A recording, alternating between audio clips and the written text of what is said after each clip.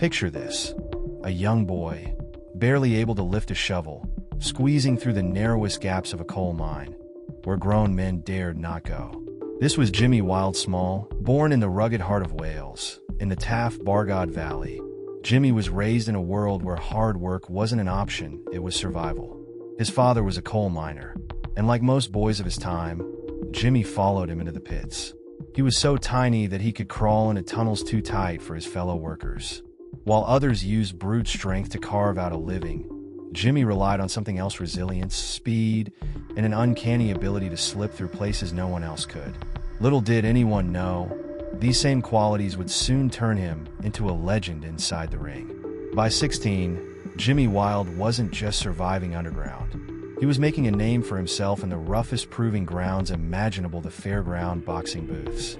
These weren't organized fights with referees and rules. These were no-holds-barred battles where locals, often twice his size, lined up for a shot at flooring the tiny Welshman. They failed. Time and time again, Jimmy, with his lightning-quick fists and fearless heart, sent men crashing to the floor, leaving crowds in stunned disbelief. How could someone so small carry such power? How could he take so much punishment and keep coming forward? In 1910, with a new wife, Elizabeth, and a baby on the way, Jimmy decided it was time to leave the mines behind and dedicate himself fully to boxing. The official records say he turned pro in 1911, but insiders knew better. Jimmy had already been fighting for years, racking up a number of victories that defied belief. He claimed he had over 800 fights. Maybe that's an exaggeration, maybe not. But one thing was certain: Jimmy Wilde was an unstoppable force. Under the guidance of Teddy Lewis, a local rugby star turned manager, Jimmy embarked on a jaw-dropping 103-fight undefeated streak, all fought on British soil. His fists were too fast, his endurance too great, his will too unshakable. He wasn't just winning, he was dominating. And on New Year's Eve of 1912, he did the unthinkable. He captured the British 7-stone championship by knocking out Billy Padden in the 18th round in Glasgow. The tiny dynamo from Wales had become a national sensation. But legends are forged not just in victory, but in defeat. On January 15, 1915, Jimmy faced his greatest challenge, yet a fight for the British and European flyweight championship against Tansy Lee. There was just one problem. Wilde was sick with influenza. His team pleaded with him to reschedule, but Jimmy Wilde wasn't the kind of man to back down. He climbed into the ring, weakened, feverish, but still defiant. He fought with every ounce of strength he had, pushing through 17 grueling rounds before his body finally gave in. Tansy Lee knocked him out, handing Wilde his first recorded loss. But Wilde wasn't done. In 1916, after recovering from surgery, he embarked on another fearsome streak, knocking out Joe Simons in the 12th round to claim the British flyweight title. That same year, he avenged his loss to Tansy Lee, knocking him out in the 11th round.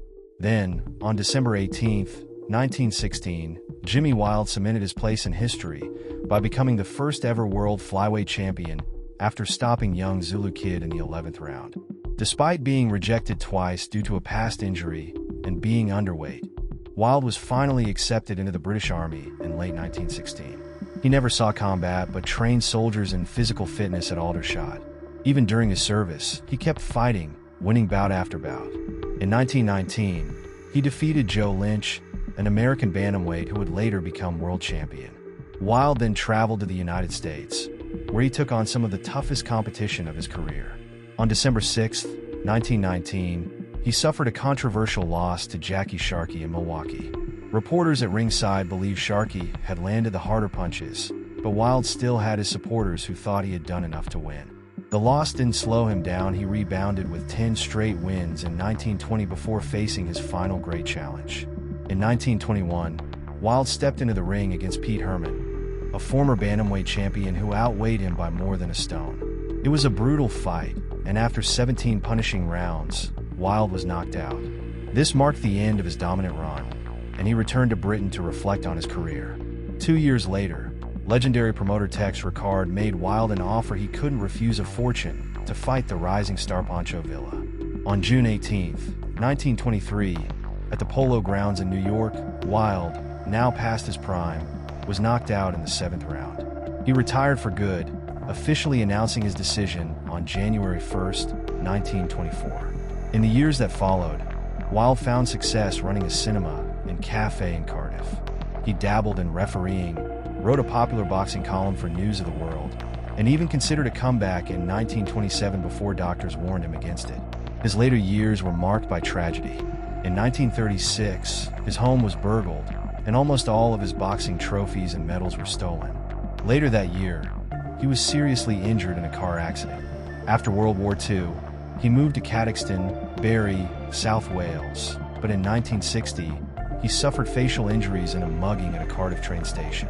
His beloved wife, Elizabeth, passed in 1967, and 2 years later, Wilde, suffering from diabetes and dementia, passed away at Whitchurch Hospital. He was laid to rest beside his wife in Bury Cemetery. With 103 straight wins before his first loss, Wilde's career remains one of the most astonishing in boxing history. He retired with a record of 139 wins, 3 losses, 1 draw, and 5 no contests, with an incredible 99 wins by knockout. Ring Magazine ranked him the 3rd greatest puncher of all time and the greatest flyweight in history. Even after his passing, his legacy endured. He was inducted into the International Boxing Hall of Fame in 1990 and the Welsh Sports Hall of Fame in 1992. In 2006, the International Boxing Research Organization named him the greatest flyweight of all time. Jimmy Wilde's story is one of perseverance, power, and an unshakable fighting spirit. From the coal mines of Wales to the pinnacle of world boxing, he remains a legend of fighter who defied the odds and left an indelible mark on the sport.